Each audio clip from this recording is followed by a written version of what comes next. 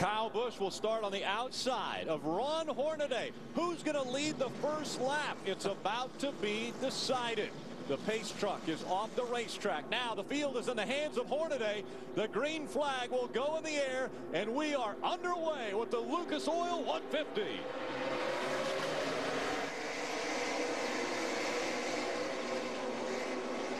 Uncharacteristic start for Kyle Busch there. He didn't jump out in front. Well, it's not over yet. This lap isn't done. He's able to hang on that right rear quarter panel, Phil. He's up beside Ron Hornady going down into turn 3. It's very difficult to keep your truck up under you when you've got another truck on. Oh, problems already. There goes Ron Hornady. He turns around. Into the wall he goes. The left front of the truck. And problems with the 71 getting into him as well. Johnny Benson got a piece of that. He got a piece of Ron Hornady. Johnny Benson, yes, on the right side of that truck, more damage. These two trucks separated by just 6 points, and they didn't even make it to the start-finish line for lap 1. I'm telling you, how reminiscent of that is a couple years ago when Johnny Benson and Mike Skinner, look at all the damage on this VFW Chevrolet. Johnny Benson got away with it. He drove off, got some tires, and came through the field to win the race. Ron Hornady is done. This truck's got to go to the garage area for a lot of work. It's torn up severely. He will be behind the wall possibly for the majority of the night. I told you when they went down into turn 3, a key moment on that lap was when they exited turn 2. Kyle Busch hung right there on Hornady. Made Hornady try to drive the bottom when he got to turn 3, and that's hard to do. Tires are cold. You're pinching your truck down. Next thing he knows he's spinning out. But Ron Hornady, he is beside himself right now saying, how did I let this happen? Why did I race Kyle Busch into that corner so hard? Look how much damage he has to that truck. I'm not sure. They'll get this truck back on the racetrack, but he's probably destined not to finish in the top 25 or 30. And Johnny Benson's damage is minimal. I don't care what's the right side of that truck looks like. It didn't appear that anything hit his right front tire. It was right behind the front tire. I think that truck's going to be fine. Take another look. This is getting into turn 3.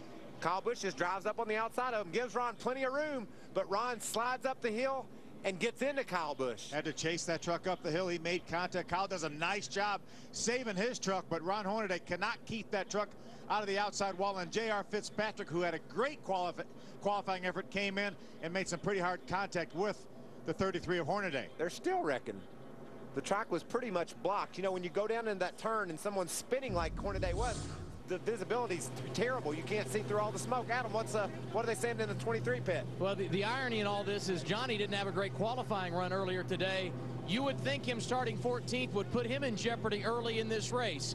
No major damage on the right side of the 23 truck. He came down pit road. Rocky Ryan from the spotter stand said it looked good. Trent Bruce said right side tires only. And to the applause, the folks in the 23 camp, Benson is pulled away. I would expect we'll see him down pit road again under caution.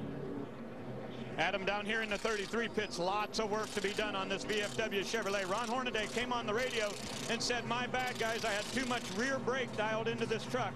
The rear track bar is broken. They'll have to replace that. On the front, it appears the radiator is busted, and the left front A-frame is definitely broken. So they'll have to put front suspension on this thing.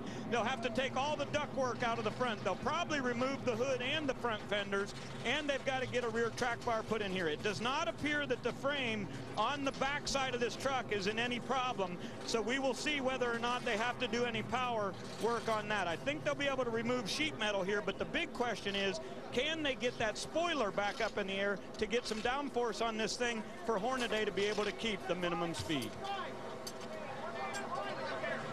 Now let's take another look, and we've got to look at the big picture here.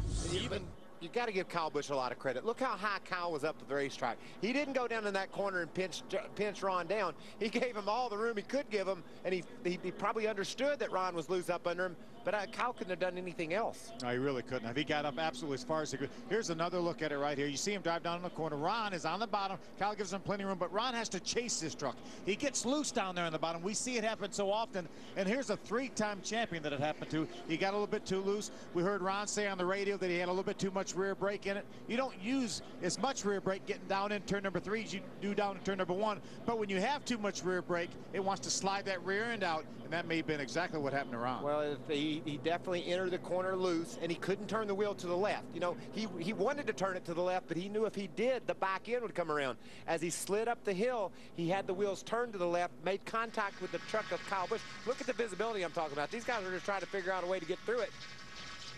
That's Jack Sprague right there in his Weiler.com Toyota. He makes a little bit of contact with the 40 of Mike Bliss. There's another Ron's on board. You see him had to chase that truck up the hill. He tries to get back in the throttle to keep it out of the outside wall, but unfortunately, just and there's the contact from J.R. Fitzpatrick. What a desperate feeling that is when you lose control of your truck. You try to get on the gas. You're on the brakes. You're doing all you can to stay out of the outside wall. And then when he hit the outside wall, he couldn't keep the truck up there. And it came back down the hill and got even more damage. And it's more difficult on a flat racetrack like Phoenix to keep that thing out of the outside wall. You see the trucks that are involved. Adam, what are they doing on that 23? They came back onto pit road. Yeah, I think they wanted to make sure there were no tire rubs on the right side, because when they came down last lap, they did change right side tires. So Trip Bruce, you see him on screen here, the crew chief for Johnny Benson, said, come down, we're going to put some bare bond on the right side where they did receive a little bit of damage, and they also put some bare bond across the rear deck lid. And the reason they did that is Johnny said he felt like air was getting in through a hole where they had gotten some debris, so they were able to tape that up as well, send him on his way. You talk about a team that has been cool and calm under a pressure situation. These guys have done it, and they stand to have a huge advantage leaving here tonight if they can maintain the situation as it is right now. It looked like a tin can was just opened up on the right side of Johnny Benson, but they think that's all superficial. Then it's not going to affect the handling of that truck. Yeah, absolutely, right between the tires. That's the key.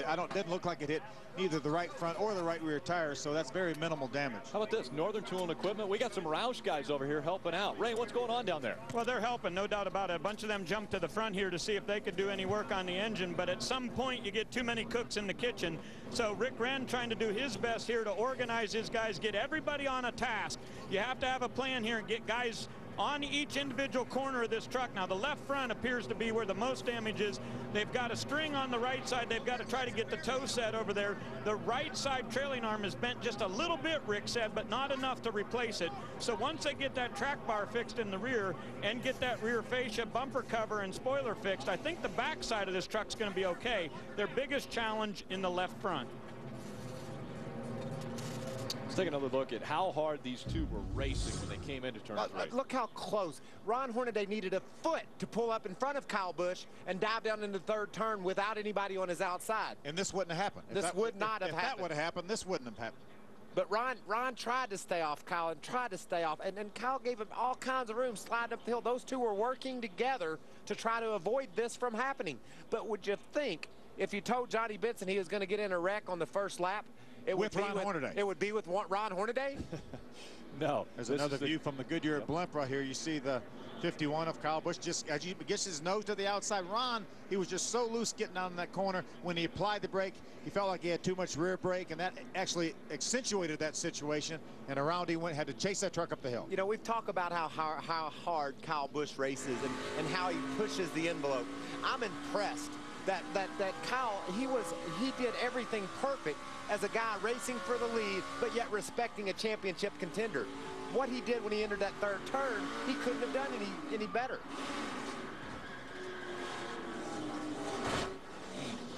The hard hits. Also involved in this, that 40 of Mike Bliss. Had a great truck in practice, Bliss did.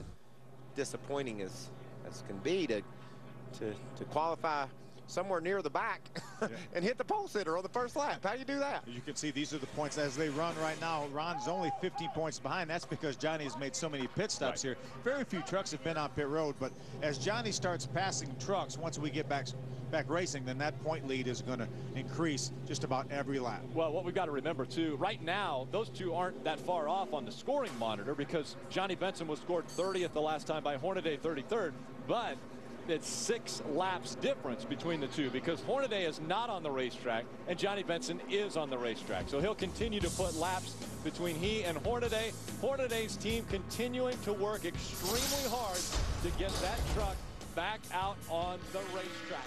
Lap number 1, and our point championship gets even crazier in the NASCAR Craftsman Truck Series.